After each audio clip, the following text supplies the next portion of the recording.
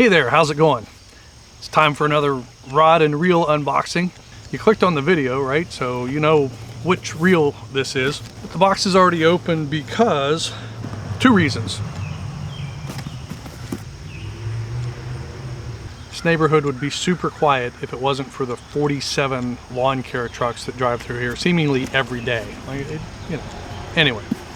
So I've already opened the box for two reasons. One, it's from Digitaka and they put staples in it. It's always a pain to get open, which is awesome, But the other thing is I got some lures and I thought I was gonna go on a trip before I was able to record this video. Now I'm going on the trip in a couple of days, so but that's why it's open. I haven't looked at the reel, haven't even unpacked the reel. With that, we might as well just start with the lures, right? So these are all the ones that I already have in a tackle box. But what I got was, I got some of the Jackal Dare Break chatterbaits, and I've heard a lot about these, so I just figured I'd give it a try. And I've got some 1/8 ounce, I think they were all 1/8 ounce in the chatterbaits, a few different colors. So going to be trying those in pretty much on my next trip. And then I also got a bunch of the Jackal Dare spins. I honestly didn't remember ordering 6 of them, but that's what I got. So. And those are everywhere from 1/8 to I think 1/4 ounce. I don't think I got anything smaller or larger.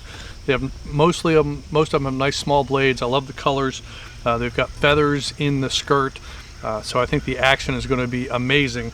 And I think for the trip that I'm going on, I need to be able to cover water quickly and hopefully catch some fish. So that was my idea, was chatterbait and spinnerbait was basically what I was going to do, and I just a little low on both of them, so that's why I stocked up.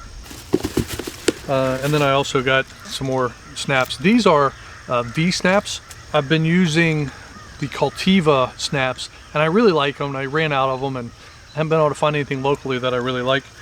So I was looking around, and these V snaps, it's like, I don't know, maybe less than $2 when I order from Digitaka for 13 of them. So I like these. I'll give these a try for a little while. And with that, now we're going to move on to the reel. As I said, I haven't unpacked it at all. But this is the,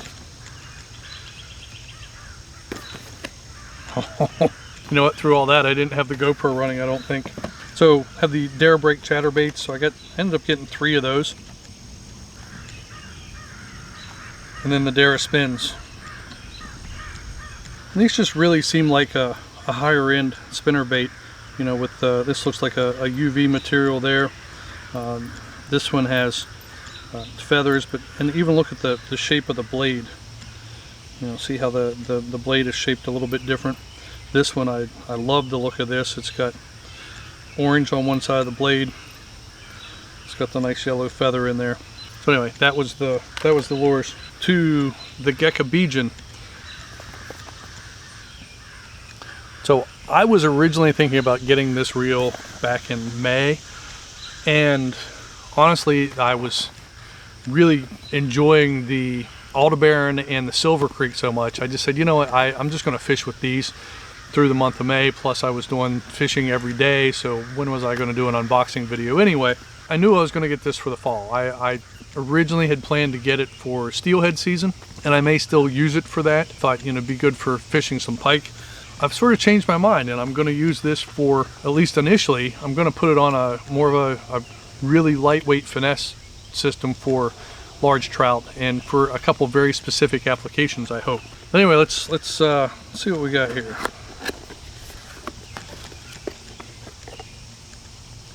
Let's move this up here. And of course it comes with all the normal booklets and everything.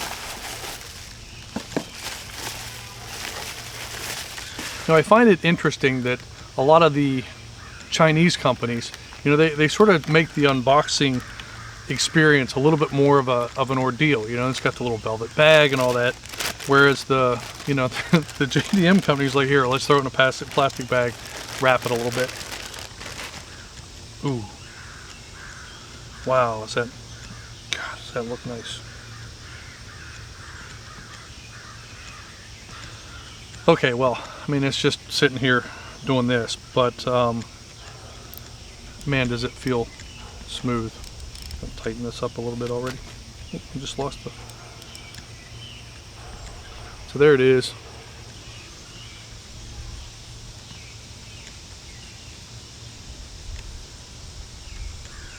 You know, every once in a while I use the word sexy to describe a reel.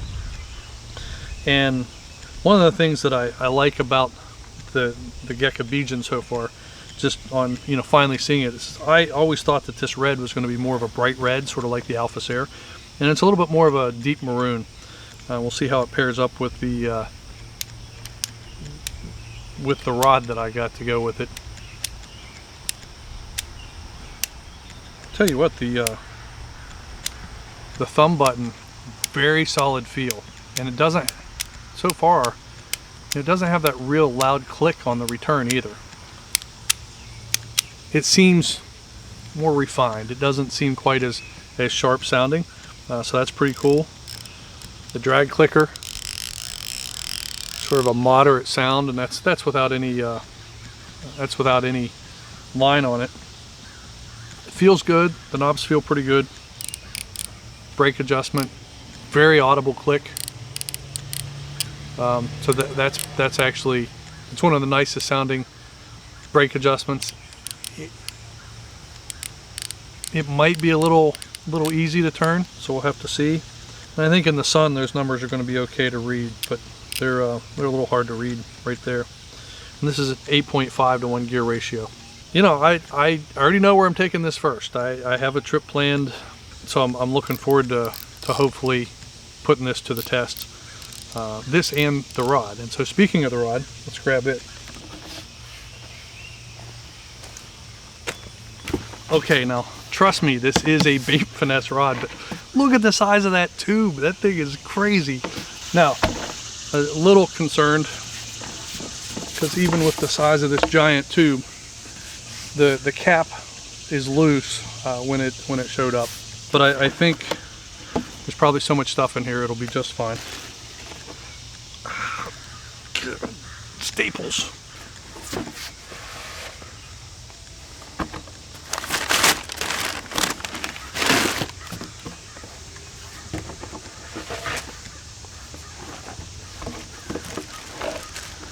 And honestly, I didn't remember this being a one-piece rod, but it has to be for the size tube that it's in.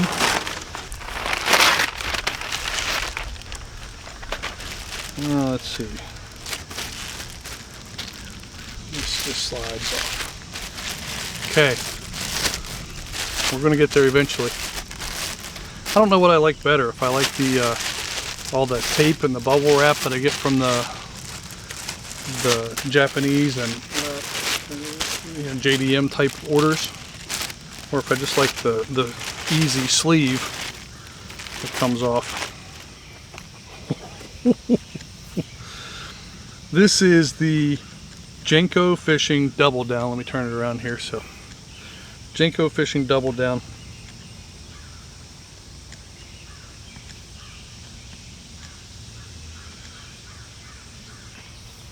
It's got a very thin blank down here at the bottom. It's really light. This is a 6'6" rod, and I think it's the first BFS rod from Jenko Fishing, and honestly I've never heard of them before, but when I saw the specs on this rod, and quite frankly when I saw the way that it looked with the red and black, I was thinking about the Gekkabijin, and I was like, you know what, this might be really good for something.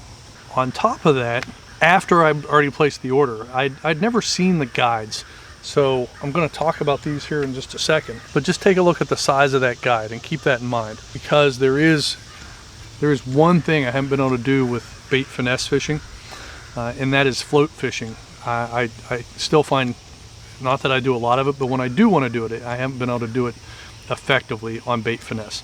Just talk about the basic specs, and then we'll have this out on the water real soon. It's a 6'6", moderate fast action, and so when I saw that, I love that idea.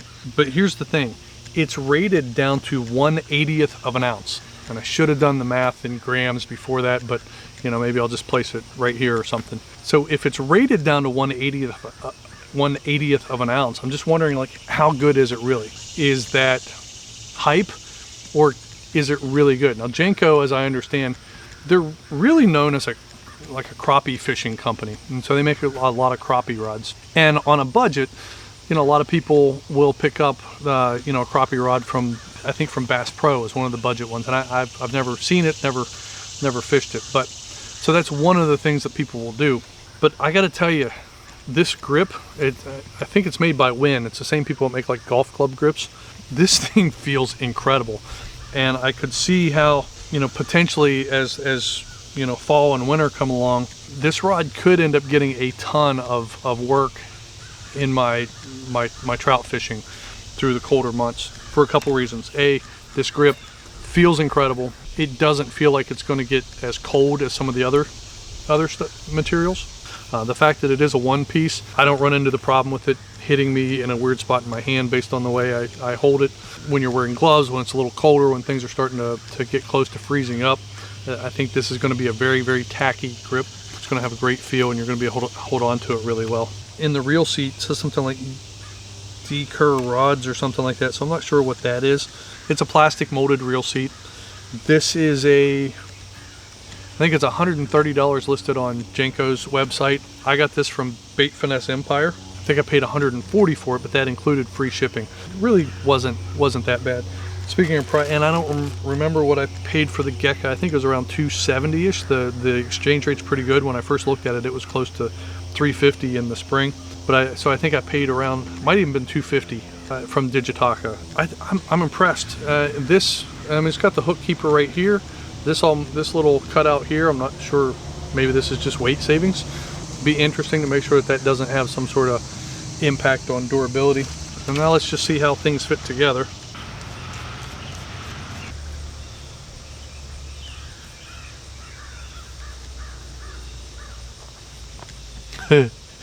This feels incredible, and again, not that it's 100% the reason to do it, but these match just about perfectly. My understanding is one of the main guys at Jenko, he is sponsored by Daiwa or has some sort of deal with Daiwa. He intentionally did some of the design to make sure that it matched well with the Alpha Serra and the Gekkabijin, as I understand it. And honestly, I think the Steez will look nice on this too. But it does feel really good. It's not, I wouldn't call it, it's not whippy, right? It's got some nice spring. It is a graphite rod. It's got this very nice matte black finish with gloss ferrules. So it almost looks a little bit like a stealth rod. You know, it looks pretty nice.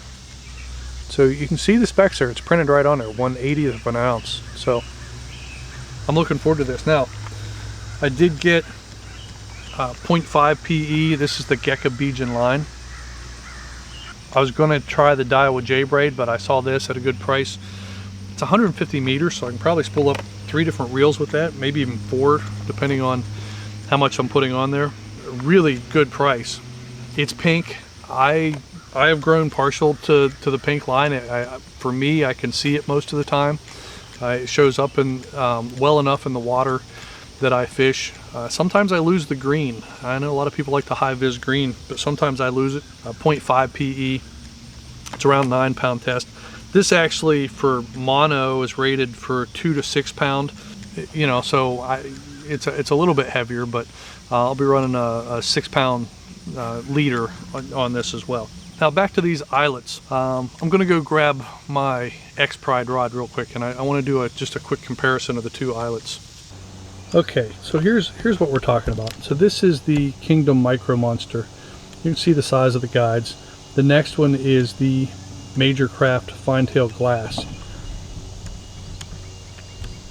Now this is the X Pride. So you can see the difference in size between, you know, this one over here and this one. But then when you move up to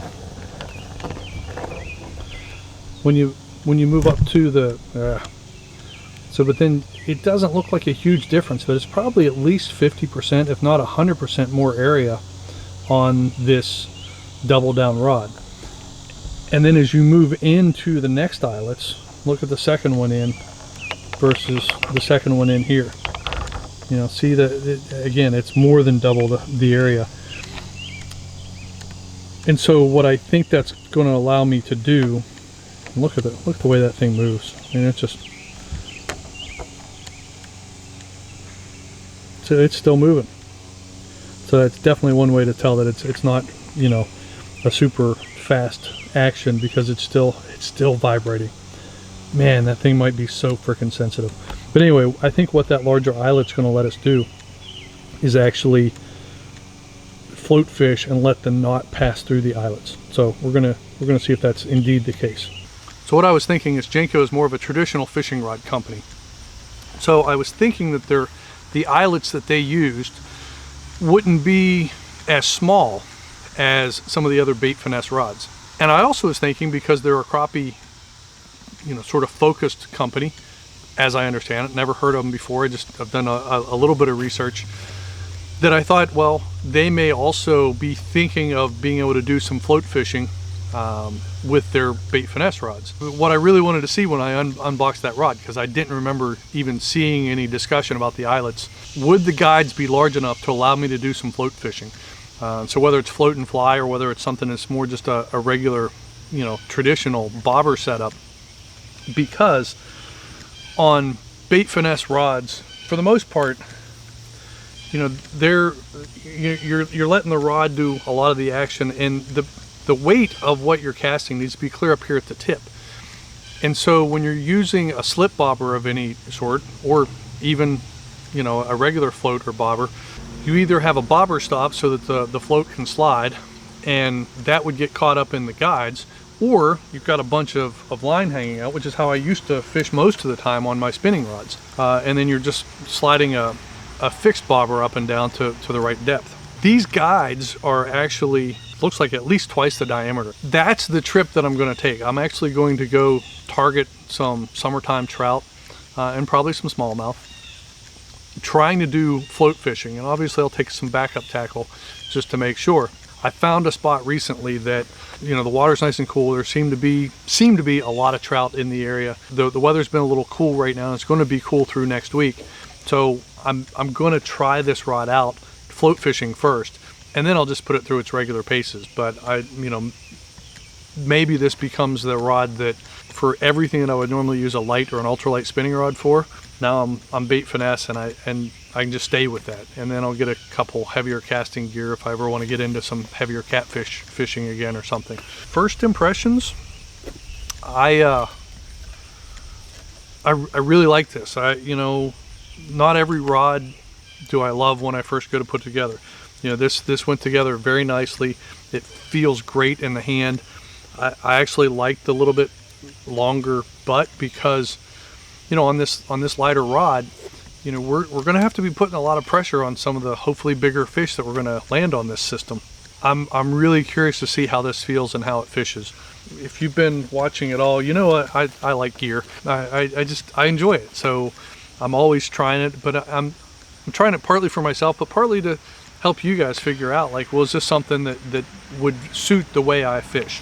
You know, when I buy stuff, I always buy it with the idea of what gap in my presentation am I trying to fill, or what is this similar to? And so, you know, right now with the Double Down rod, the Gekkabijin was originally going to be for a little bit bigger fish, but I think the YLT tank that I'm using right now, between it and the Aldebaran, I might have that bigger in covered for steelhead.